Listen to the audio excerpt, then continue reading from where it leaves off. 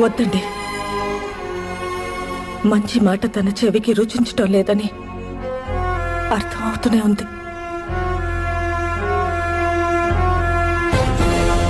అమరేంద్ర బాహుబలి, నీ ముందున్నవి 2 దారులు. మహోజ్వల చరిత్ర కలిగిన మాహిష్మతి సామ్రాజ్య సింహాసనం కావాలా, ఈ వంచకి దేవసేన కావాలా? సింహాసనం కోసం ఇచ్చిన మాట వదులుకుంటే అది నీ పెంపకానికి అవమానం అమ్మా. నేనిచ్చిన మాట తప్పను. సరే, వచ్చే విజయదశమికి అదే ముహూర్తంలో బల్లాల దేవుడికి మహారాజ పట్టాభిషేకం.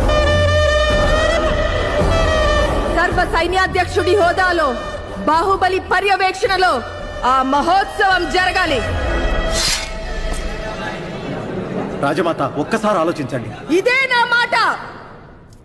నా మాటే శాసనం.